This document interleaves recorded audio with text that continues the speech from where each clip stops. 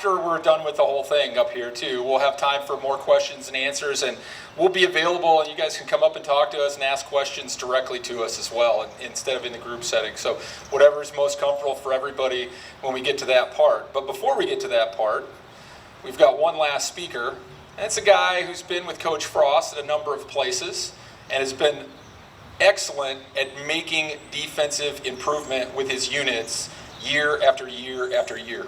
And that's Nebraska defensive coordinator Erik Chinander.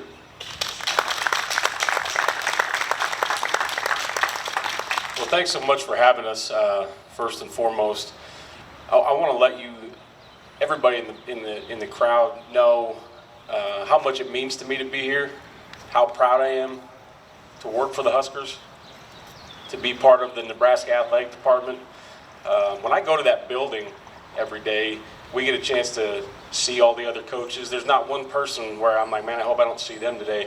There's great people in that athletic department, Coach Williams, every other head coach and assistant coach that works for us. Another reason why I'm proud to be here is because of people like you, the support that we get. It's unparalleled in college football. The crowd, the amount of support monetarily, just the encouragement our kids get, the way that they love to play in front of our fans. And like Coach Williams said, it was very weird last year to play in that empty stadium, especially a place like Memorial Stadium. But this year, we're going to be back, and I can't wait till that first kickoff. The first time I ever came out of that tunnel, to be honest with you, I'd done this over 20 years, and everybody said, "Wait till you come out of that tunnel." I said, yeah, "Okay, I think I'm good. I've come out of a lot of tunnels."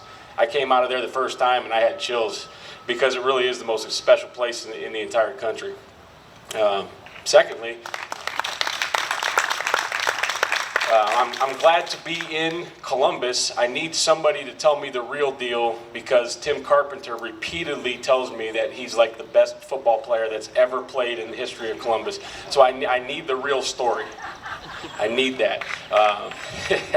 He's a great friend of the program still, and he's around a lot. Third, I'm just going to warn you before we get to the question and answer, I cannot comment on anyone that's still in high school.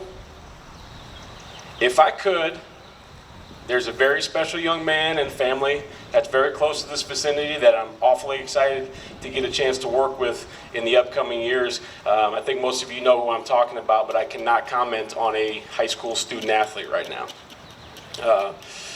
Getting to football, I think we're all excited. We're all excited for this year.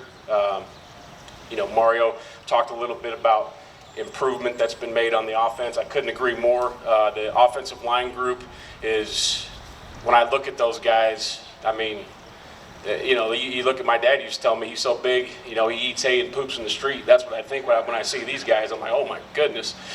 Including those tight ends. They got some young receivers. Mario always does a great job with the quarterbacks. I feel really good about where they're at on offense, even though I don't study their tape, so I don't want to comment on that too much. And then as far as defense, this is the most excited I've been for a year since we've been here. We were very, very fortunate. We've got a lot of young guys that have come up through the program that have a lot of eligibility left, but they've made great strides. So we're really young in some spots. And then we've got those super seniors back, and like Coach Williams talked about, that leadership that we've got from those super seniors. In spring football, those two safeties, I couldn't get them off the dang field. I'm trying to take care of them because they're old. They're old guys now. They're like 30, but I'm trying to get them off. I'd send these young guys in and say, get Deontay off there, and he'd just be waving me off. And I think the rest of the team sees the attitude and the leadership that those guys bring, and just the love for playing football, which, quite frankly, when you don't have that on the team, it's really hard. I don't care how good the players are, but those guys are instilling the ethic, the work ethic, the love for football, the love of the game, the love for their teammates. And so I'm really excited about where we're going this year. And I think Coach Frost has done a really good job. And it may not always look like it from the outside. And you guys have been more than patient, more than understanding. But rebuilding a culture with 100+ people on the team is dirty, nasty work. And you can either do it right or you can do it fast. And I think Coach has done it right. And more and more in these recruiting classes, you're seeing guys from Nebraska, guys from South Dakota, guys from the Kansas area, guys from Western Iowa, because in my opinion, those are the guys that really matter. We're going to get some guys from Florida and Texas and California and Alabama and Georgia, and they're going to supplement the team, but the heart of the team is the 500-mile radius. It means a lot more for a kid from Columbus to come play in front of you guys in Memorial Stadium than sometimes it does a kid from Los Angeles, California. Now they'll learn, they'll know what it is, and it will become as special for them, but it just means a little more for those young men. And I think Coach has done a great job of bringing those kids in and kind of building the next few tiers of recruiting classes off those guys. And just to share, I'll just share with you, I had a question yesterday. What are you telling the defense?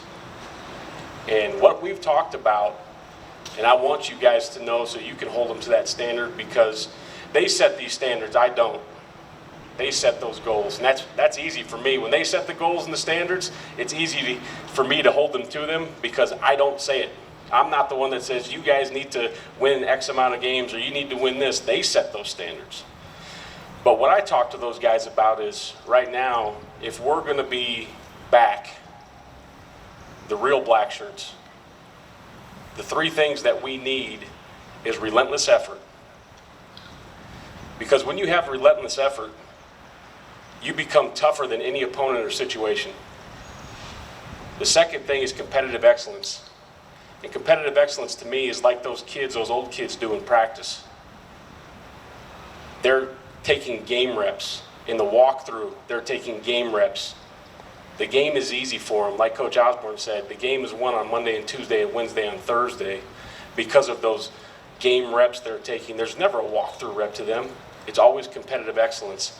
And the last thing is I'm asking these young men right now, because they're in a situation I've never been in with social media. Things are just changing for young guys. It wasn't like that when I was coming up or when most of you were coming up. Life was simpler, things were easier. You could get away with stuff. I'm asking these guys to make every decision right now with the brother to the right and left of them in mind. Because there's a lot of times where I don't know what to do in every situation. They don't know what to do with every situation. But if they look to their brother to the right and their brother to the left and have their best interests in mind, they'll always make the right decision. And I think right now we have complete buy-in with those kind of philosophies. And I think that's why I'm so excited to get this season going. Can't wait to see you guys in Memorial Stadium. And like they said, we'll bring Coach Williams and Coach Verduzco back up for some more questions. Thank you.